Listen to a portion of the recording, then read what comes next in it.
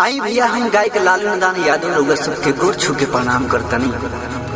और आज गरिमा recording studio 2 में हमनी के वापी में जो खुलल बा गरिमा रिकॉर्डिंग स्टूडियो, वही में आज रिकॉर्डिंग होता भैया।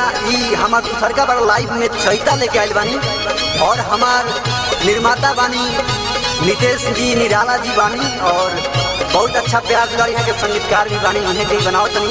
आ देखी कैसे भाव में आजकल के मेहरारू अपना मर्द लगे फोन लगाए क्या कहता रही,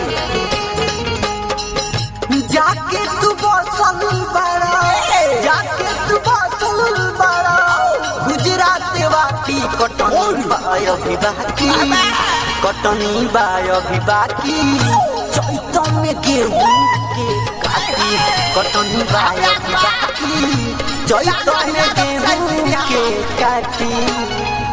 जाके तू बसल बड़ा, जाके तू बसल बड़ा गुजरात वाटी कटनी बाय भी बाकी, कटनी बाय भी बाकी चैत में गेहूं के काटी, कटनी बाय भी बाकी चैत में गेहूं के काटी। भैया बाबा क्या बात है, क्या बात है। विनोद जी जय हो, मनीष जी, प्रकाश भैया क्या होता राइट में हुई और हिला वो पूरा छपरा दिया।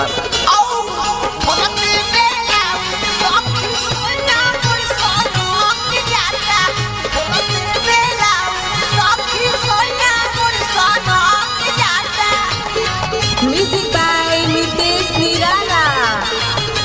कटनी बाय बाकी चैत में गेहूं के काटी, सब कर भइल कटनी होता रे दौरी बाबा, बोला एगो राजा के तना बेट करी औरी चपले रहा,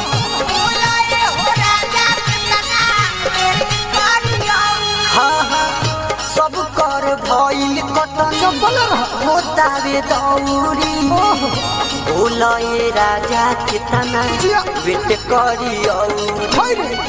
देवारा के चिंता नहीं खे, देवारा के फिकिर नहीं खे, भइल उत पाती कटनी बाय भी बाकी, कटनी बाय भी बाकी चैत में गेहूं ओलट के काटी, कटनी बाय भी बाकी चैत में गेहूं के काटी।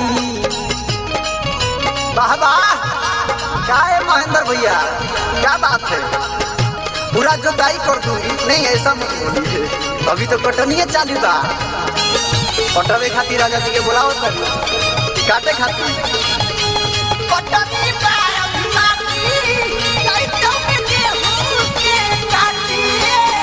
भैली रलतीसी गइल बाजार हो, नित्य से निराला जी घर हो,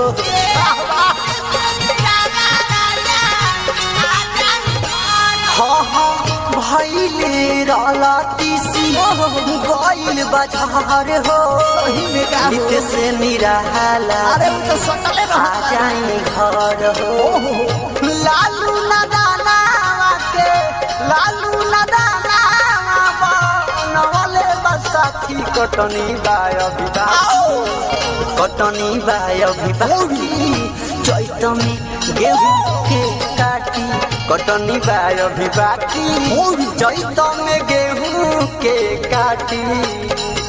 जाके तू बसल बड़ा, जाके तू बसल बड़ा गुजरात वाटी कटनी बाय भी बाकी, कटनी बाय भी बाकी चैत में गेहूं के काटी, कटनी बाय भी बाकी चैत में गेहूं के काटी, कटनी बाय भी बाकी चैत में गेहूं के काटी, कटनी बाय भी बाकी चैत में गेहूं के काटी।